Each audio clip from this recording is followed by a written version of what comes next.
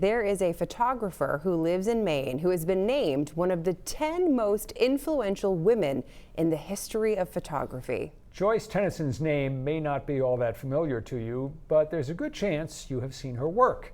We spent some time with her at her home in the Mid-Coast, where she is surrounded by the images she has been creating for more than half a century. When Joyce Tenneson was a student, a company that was testing a new color film came looking for models with neutral skin tones. They came to my college and interviewed some women, and they chose me because my face looked neutral. And before you knew it, I fell in love with photography. She thought the pictures the professional photographers were taking of her looked kind of fake, and suggested to the boss that she could do a better job taking pictures of herself. And he said, well, if you think you're that smart, I'll give you the camera. Why don't you take it home this weekend and see what you can do? What was it that gave you the confidence to say to someone who was a professional in the field, I can do better? When I looked at the work, I thought, that's not Joyce Tenneson. Joyce Tenneson is a strong woman. She is going to go places in life. And this makes me look like I'm just a sweet little girl. And that's why I thought I could do better. The story of Joyce Tennesson's life and career is told in a new documentary called Unveiled. In the 1970s and 80s, when she was starting out, a lot of doors were closed to women. Well, back at the Corcoran, where I had been teaching, I was the only woman in the photo department, and they really did not like my work. They said it looked too female. And one of the students who had been in that class, where he said, I wouldn't use Joyce's work as toilet paper. Spurred on by that shabby treatment, Tenneson moved to New York City, and within a few weeks got one of her shots on the cover of the prestigious American Photographer magazine. Once you got that first cover, more offers came in, and you were doing covers for Time magazine and the biggest, most important publications, most popular publications in America. That's true, and that's also why I went to New York. I never really thought I could get all of those, but I thought I could get some. But it was just a miracle, I swear. It was meant to be. Her approach to finding models at that time was unorthodox. She'd make a pitch to complete strangers she saw in a store, in the bank, out on the street. And I would go up and I'd say, hi, I'm Joyce Tenneson. I think you're so interesting.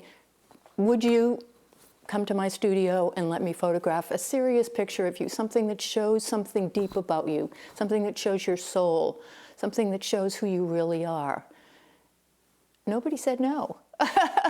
Tenneson has, of course, an extraordinary eye, but also a way of putting her subjects, who are often not professional models, at ease.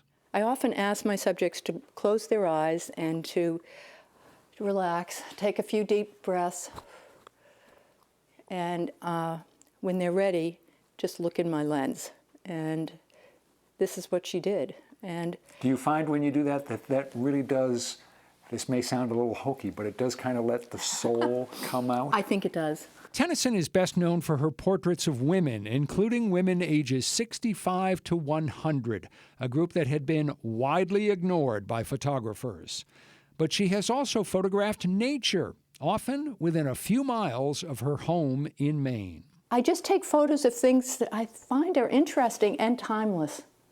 That word timeless, I think, is important. The documentary, looking back some 50 years, shows what a distinctive place Tenneson and her work occupy in American photography. You can recognize a Joyce Tenneson in an ad or in a magazine.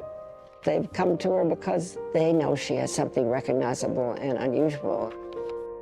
When you see Joyce's work, you always know it's hers. This is the biggest asset an artist can have.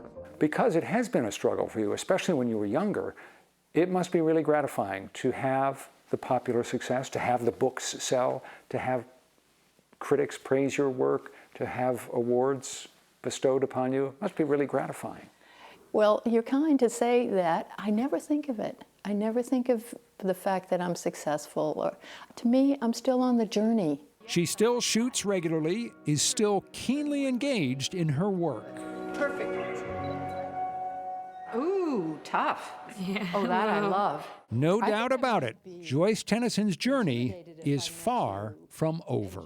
When I feel I've done my best work in a project, I'm bored. I want to shift gears. I want to do something that gets me all excited.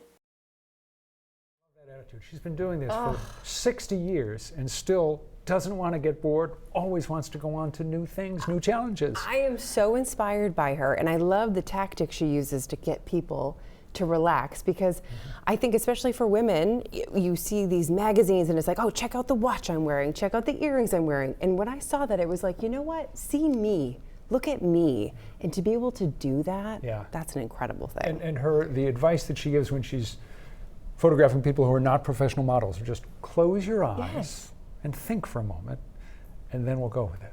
Oh, beautiful. The documentary about Joyce Tenneson, Unveiled, can now be streamed on the PBS YouTube channel or the PBS streaming app. It contains much more that we didn't have time to cover, including the story of a dramatic family secret that she kept hidden for 45 years.